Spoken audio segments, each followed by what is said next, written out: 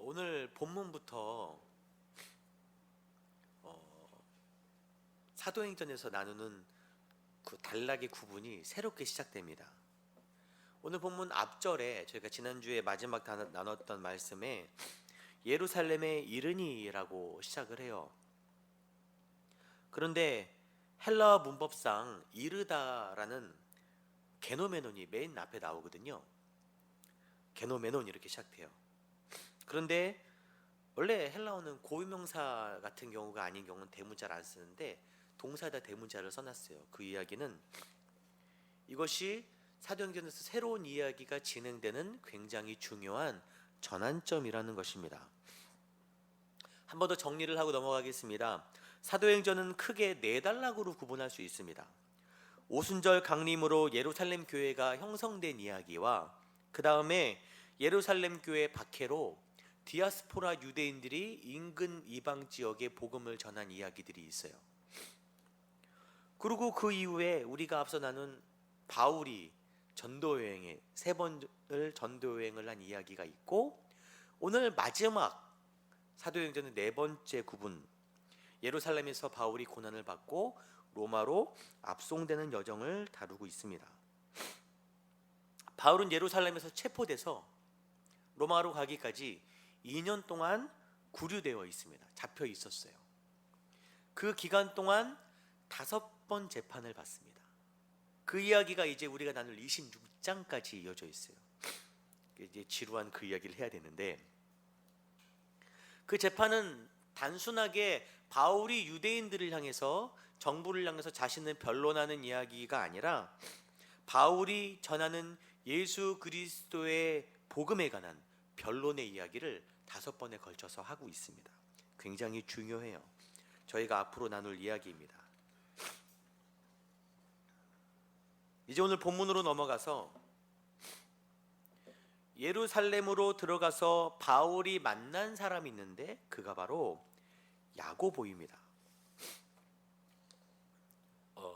예루살렘 교회 원래 기둥되었던 사도들 있죠. 베드로, 요한 이런 사람은 등장하지 않아요. 아마도 그 사람들은 다른 지역으로 선교를 하러 갔다라고 여겨집니다. 사도들의 빈자리를 차지하고 있는 사람이, 차지한 게 아니죠, 빈자리를 메꿔서 예루살렘 교회를 이끌고 있는 사람이 바로 야고보였어요. 야고보는 예수님의 동생입니다. 복음서에 기록된 예수님의 가족, 형제들에게 관한 이야기는 대부분 부정적인 것들입니다. 마가복음 3장에 예수님이 사람들을 가르치는데 그 식구들이 찾아와요. 그래서 우리가 예수의 식구다라고 말하자 예수님이 그들을 보고 하시는 말이, 누구든지 하나님의 뜻대로 행하는 자가 내 형제요 자매요 어머니니라. 왠지 선을 그는 듯한 얘기를 이렇게 하고, 요한복음에는 예수님이 고향으로 갔는데 고향 사람들이 예수를 믿지 않고, 심지어는 그의 형제들까지도 예수를 안 믿는 거예요. 그랬던 예수의 동생 중 하나인 야고보가 지금 예루살렘 교회의 지도자가 되어 있어요. 그에 대한 기록이 유세비우스라는 사람의 글에 등장하는데, 잠깐 유세비우스에 관한 얘기를 하면은, 설교를 하다가 다른 목사님들도 아니면 신학자들도 강연을 하다가 유세비우스 얘기를 가끔 합니다. 그의 글에. 그가 3세기경 인물이에요. 역사가입니다. 그의 삶의 목표는 기록하는 거예요. 내 목표는 거룩한 사도들의 계승에 관한 기록뿐 아니라 우리 구원자의 시대로부터, 예수의 시대로부터 우리 시대에 이르기까지 경과에 관한 모든 기록을 내가 집필하는 게 목적이다. 그래서 그가 열심히 여러 책을 써서 초대교회 당시에 글들을 많이 남깁니다. 아직도 그 글을 우리가 인용하고 있어요. 참 고마운 사람이죠. 그의 글에 따르면은 야고보는 아주 경건하고 신실했다 그래요. 그래서 유대인들이 그를 의인 야고보라고 불렀다고 합니다. 또한 그 경건 생활을 얼마나 열심히 했냐면은 무릎이 낙타 무릎처럼 굳은 살이 잔뜩, 저는 없어요 그런 거. 굳은 살이 잔뜩 박힌 사람이었다 그래요. 참 대단한 사람이죠. 그리고 여러분이 아시는 야고보서를 집필한 사람이 바로 야고보입니다. 가장 가까운 사람을 전도하는 게 가장 어려워요. 가족 친한 지인들 참 전도하기 어렵습니다. 아마 뭐 확실하지 않지만 예수님도 이 땅에 오셔서 가장 복음을 전하기 어려운 대상이 바로 형제들이었을 거예요. 어제까지 한솥밥을 먹던 예수님이 갑자기 메시아라 그러니까 형제들이 받아들일 수가 없었던 것입니다. 가까운 사람들에게 복음을 전하기 어려운 이유는 멀리 있는 사람들에게는 우리의 말이 전달되죠. 우리가 하는 말이 전달되는데 가까이 있는 사람들에게는 우리의 삶이 전달되기 때문에 참 어렵습니다. 저도 마찬가지예요. 예수가 그리스도라는 진리는 어릴 때부터 예수님과 같이 자란 형제들에게 받아들이기 가장 어려운 사실이었어요. 실제로 그들이 믿지 않았고, 하지만 예수와 동행하면서 그들이 예수를 볼 때 그의 메시지와 그의 가르침을 듣고 그가 그 가르침대로 죽으시고 부활하시는 것을 본 그들이, 예수의 목적이 어디 있는지 그의 삶을 통해 생생히 목격한 그들은 예수님을 따라서 변화될 수밖에 없는 것입니다. 아마도 야고보가 예수님의 삶을 보고 그 변화되었기 때문에 그 누구보다도 그것이 와닿는 사람이잖아요. 내가 예수라는 사람을 믿는데 그의 삶을 보고 변화된 것입니다. 그렇기 때문에 야고보서의 핵심 메시지가 행함이 없는 믿음은 그 자체가 죽은 것이다. 아마도 그가 야고보가 전한 메시지가 거기서부터 시작되지 않았나. 물론 다른 이유들도 있겠지만 예상을 해봅니다. 그가 실제로 보고 겪은 예수 때문에 그가 변화되었기 때문에.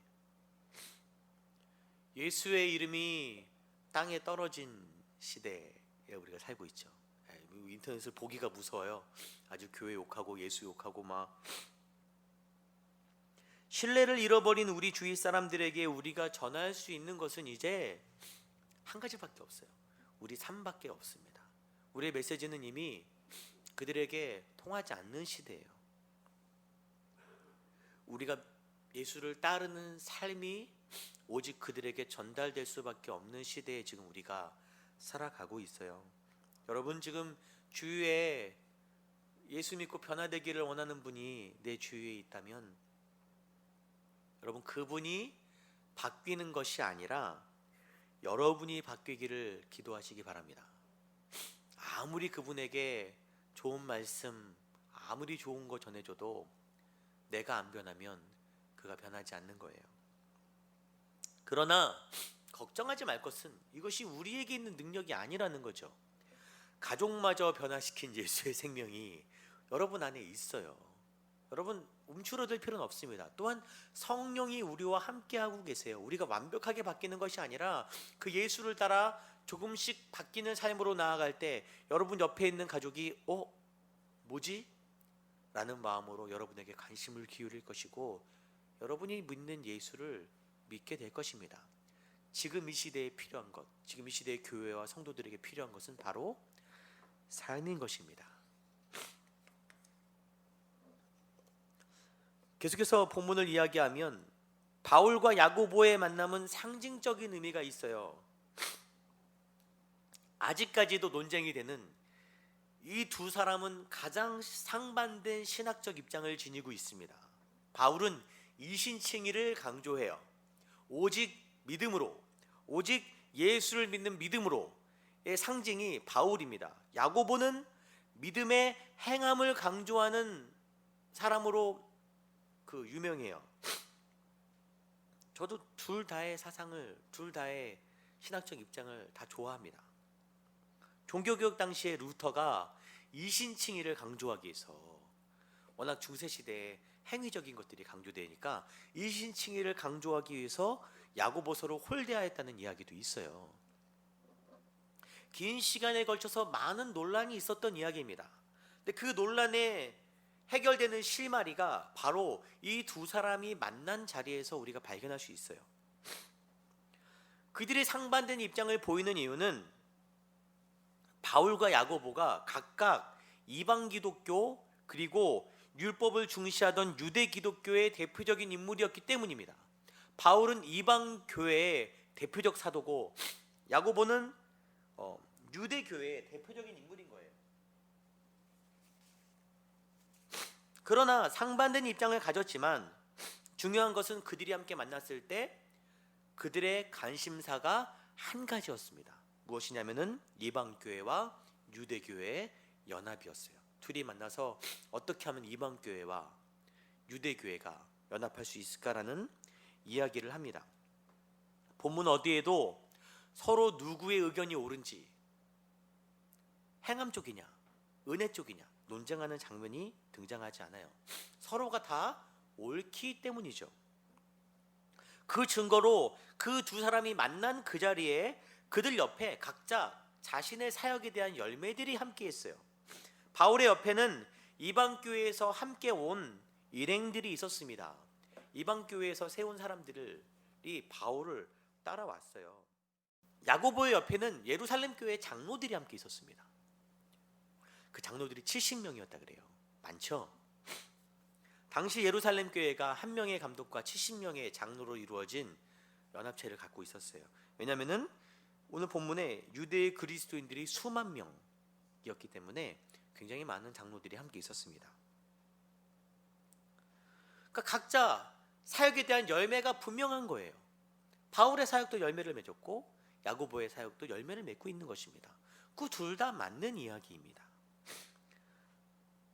바울은 이방 교회와 유대 교회가 연합하기 위해서 지금 예루살렘 교회를 방문한 것입니다. 또한 그는 가는 이방 지역마다 들려서 유대인의 회당에 들려서 말씀을 증거했어요. 왜냐하면 유대인들이 복음으로 돌아오기를 원했기 때문에. 또한 지금 예루살렘에 큰 기근이 들어서 어려움에 처했기에 몇 년 동안 이방 교회들로부터 구제원금을 모금하여서 전달하기 위해 예루살렘 교회에 온 거예요. 돈으로 그들의 마음을 사는 것이 아니라 이방 교회 모든 성도들도 너희와 같은 한 식구다라는 것을 증명하기 위해서, 보여주기 위해서, 인식시키기 위해서 그가 지금 이 사역을 감당하고 있다는 것입니다. 팔과 다리는 주 기능 자체가 다르죠. 다리는 주 기능이 어디를 가게 합니다. 팔은 무엇을 하게 하죠. 그러나 둘의 목적은 상반되지 않아요. 분명 다르지만, 왜냐하면 우리는 대부분 어디로 가서 무엇을 하기 때문입니다. 그것은 어우러져야 되는 것이죠. 여러분들이 신앙생활 가운데 때론 나와 뜻이 다른 사람과 우리는 어우러져야 되는 것입니다. 우리와 다르다고 해서, 조금은 다른 뜻을 가지고 있다고 해서 그것이 복음에 어긋나지 않는다면 그래도 우리가 서로 연합하는 것이 중요합니다. 연합하고 화합해서 결국 그리스도의 선한 뜻을 이루어가는 것이 중요합니다. 그러나 둘의 마음과는 다르게 유대인들과 바울 사이에 큰 갈등이 있었어요. 그 원인이 바로 율법입니다. 야고보가 이렇게 말하는 것입니다. 같이 읽겠습니다. 바울더러 이르되 형제여 그대도 보는 바에 유대인 중에 믿는 자 수만 명이 있으니 다 율법의 열성을 가진 자라. 바울이 지금 57년경에 예루살렘을 방문했는데 묘한 기류가 흐르고 있었어요. 당시 54년에 네로 왕제가 정권을 잡습니다. 그리고 유대인들 또한 기독교인들을 향한 탄압이 거세져요. 그러자 이에 대한 반작용으로 유대인들 가운데 또한 유대 그리스도인들 가운데에도 강한 민족주의가 생겨나는 거예요. 박해가 찾아오니까. 과거에 그들이 매달렸던 메시아즘, 우리 민족을 살릴 메시아즘과 또한 민족의 근간이 되는 율법에 더욱 열을 내는 반작용이 생겼습니다. 여러분, 이런 강화된 더 심화된 율법을 따르는 더 골수 율법자들, 그들과 나중에 헬라 사상이 결합되어서 2세계의 영지주의로 발전해요. 초기 이단으로 발전합니다. 교회가 시대적 환경에 흔들리면 이런 일들이 발생하는 거예요. 여러분, 시대가 어떻게 흔들리더라도 교회는 복음의 길을 가야 됩니다. 흔들리지 않고. 유대인들 사이에 바울의 가르침이 문제가 되었습니다. 내가 이방에 있는 모든 유대인들을 가르치되 모세를 배반하라 그랬다. 네가 모세를 배반하라 그러지 않았느냐? 라고 그들이 말하는 것입니다. 또한 할례를 행하지 말라 하지 않았느냐? 우리에게 중요한 하나님의 언약 백성의 징표를 왜 하지 말라 그러냐? 라는 이야기가 유대인들 사이에서 더욱더 거세지는 거예요. 여러분, 모세를 배반했다라고 얘기하는데 이것은 정말 오해죠. 모세가 이스라엘 백성을 출애굽시키고 그들에게 율법을 전한 이유가 무엇입니까? 물론 모세가 한 건 아니죠. 하나님이 그렇게 하신 이유가 무엇입니까? 장차 메시아가 나올, 예수 그리스도가 나올 이스라엘을 거룩하게 만들기 위한 하나님의 계획이죠. 정말 중요한 목적을 잃어버린 채 모세가 전한 율법에만 매달리는 것입니다. 여러분, 예수님께서 말씀하실 때 나는 율법을 폐하러 온 것이 아니다, 완전하게 하기 위해서 온 것이다. 유대인들을 너희가 오해하고 있는 그 율법의 뜻을 내가 완전하게 정말 맞는 방향으로 내가 만들어주기 위해서 온 것이지 너희 율법을 없애려고 한 것이 아니다라고 말씀하시는 거예요. 바울 역시 예수님과 동일한 같은 입장을 가지고 있습니다. 로마서에 그가 이렇게 이야기하는데 내가 증언하노니 그들이 하나님께 열심히 있으나 올바른 지식을 따른 것이 아니니라. 하나님의 의를 모르고 자기 의를 세우려고 힘써 하나님의 의에 복종하지 아니하였느니라. 너희가 잘못 알고 있다. 너희가 바른 지식이 아니라 잘못된 것을 따라가고 있다. 민족주의적인 너희들의 기득권적인 입장에 지금 율법을 따라가고 있지 않느냐? 라고 바울이 말하고 있는 것입니다. 또한 할례 논쟁 역시 그가 고린도서에서 이렇게 밝히는데 할례 받는 것도 아무것도 아니고 할례 받지 아니하는 것도 아무것도 아니지 않냐? 오직 하나님의 계명이 중요한 거지. 또 말은 이렇게 했지만 디모데에게는 할례를 받으라고 얘기해요. 사도행전 16장에. 왜냐하면 유대인들에게 복음을 전하게 하기 위해서. 바울에게는 할례를 받을 필요가 굳이 없지만 이방 사람들에게 그 아프고 수치스럽잖아요. 한편으로는 그 할례를 꼭 받아야만 예수를 믿는다고 꼭 말해야 되냐? 그럴 필요 없지 않느냐? 하지만 유대인들에게 복음을 전하기 위해서는 뭐 할례를 받을 수도 있지. 그에게는 어떤 형식보다 복음이 가장 중요한 거예요. 복음을 위해서는 못할 게 뭐가 있어? 라는 마음인 것입니다. 그러나 유대인들은 율법이 더 중요한 거예요. 당시 민족적 상황과 그들의 지식이 무지함에 갇혀서 실제로는 자신이 모세와 하나님을 배반하고 있는데 그것을 모르고 오히려 바른 말을 하고 있는 바울에게 네가 지금 모세를 배반하고 있지 않느냐, 하나님을 배반하고 있지 않느냐라고 얘기하는 것입니다. 하지만 그 근본적인 이유를 바울은 로마서에서 뭐라 그러죠? 자기 의를 세우려고, 결국 너희가 자기의 의를 세우려고 하나님의 뜻을 저버리고 복음의 뜻을 저버리고 있지 않느냐, 너희 의를 위해서. 여러분, 교회에서 여러 가지 문제가 생기죠. 뭐 교회 밖에 기독교 사회에서도 문제가 많이 생기는데 뭐 방향도 다르고 모습도 다르지만 결국 나의 의를 세우기 위해서 문제가 생기는 것 아니겠습니까? 예. 네가 틀리다고 말하는 것 자체가 내가 옳다라고 말하는 반증인 거예요. 성도들이 자신을 드러내기 위해서 고집을 부리고 목회자들이 자신을 세워 다른 이들 위해 군림하기 위해서 진리의 말씀을 왜곡시킬 때 그럴수록 복음은 멀어져 가는 거예요. 복음을 그들에게 전할 길이 점점 사라져 가는 것입니다. 여러분, 여러분의 생각을 내려놓으시고 이거면 어떻고 저거면 어떻습니까? 주의 복음이 증거되는 것이 가장 귀한 것이다. 그럼 바울과 예수님을 따라가는 여러분들 되시기를 소망합니다. 그래서 야고보가 이 사태를 해결하기 위해서 중재안을 내요. 뭐냐면은 23절과 24절에 우리에게 서원한 사람이 4사람 있다는 거예요. 이 서원한 사람은 나실인의 서원을 이야기합니다. 3가지를 지키죠. 그 삼손이 대표적인 예인데, 술을 먹지 않고 머리에 삭도를 대지 머리를 깎지 않습니다. 부정한 것을 피했어요.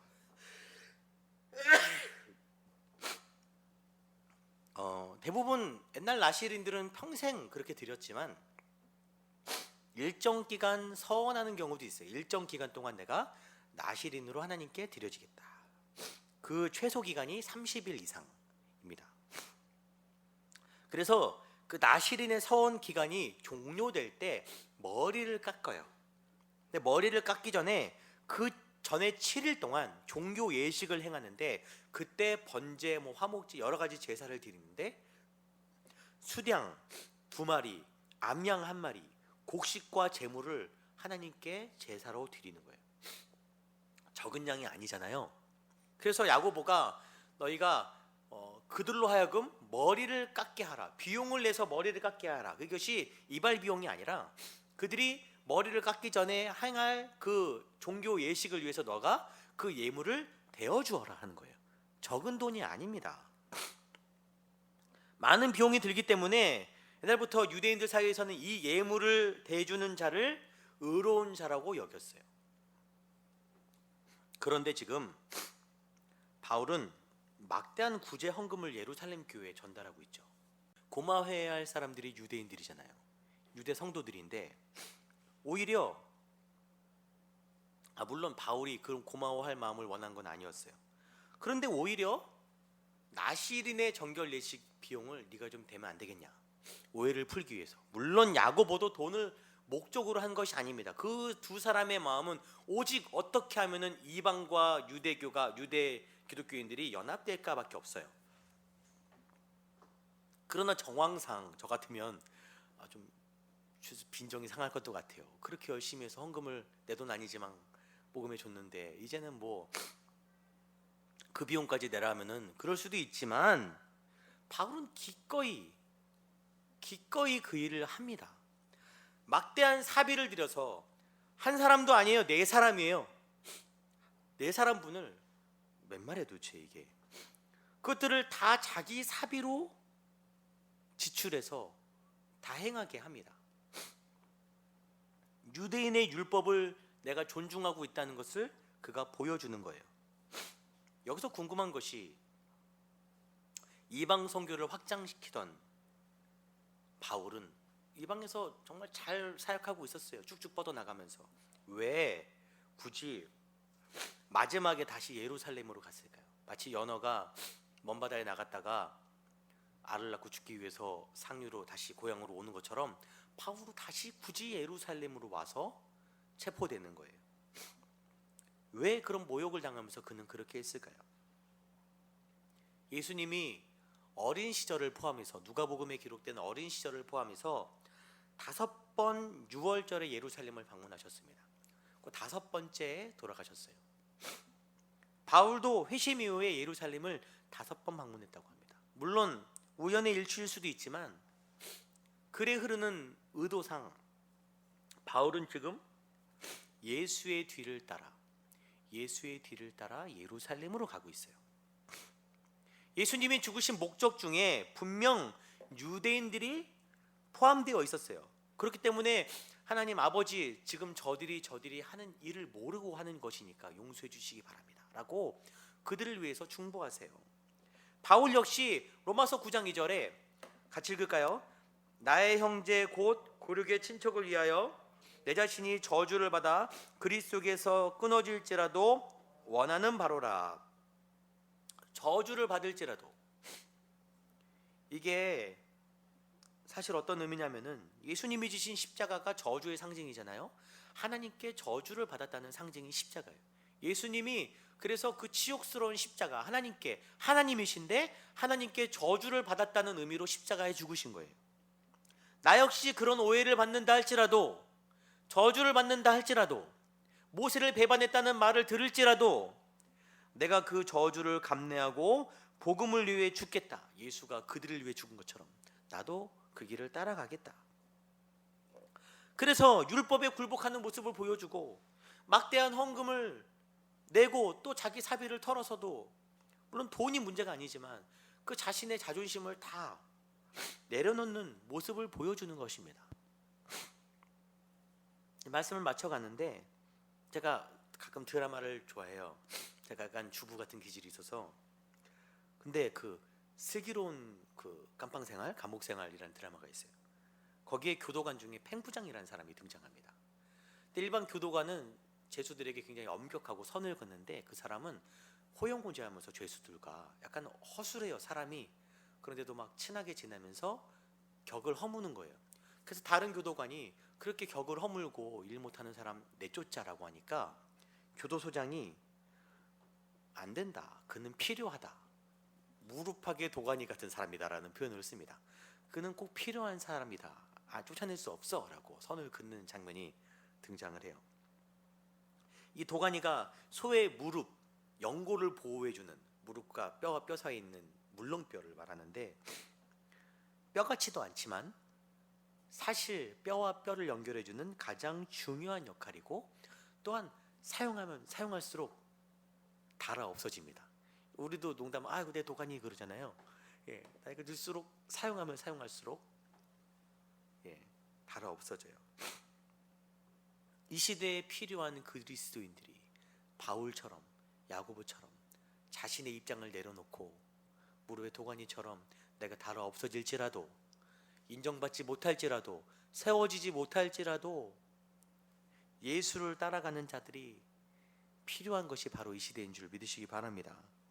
자기 의를 세우는 것이 아니라 여러분의 가정과 직장과 또한 교회 안에서도 복음을 위해서 물렁해지고 닳아 없어지는 그런 그리스도인들, 아마 바울이 날마다 죽는다라는 의미가 이런 의미인 것이겠습니다. 그런 저와 여러분이 되시기를 간절히 소망합니다.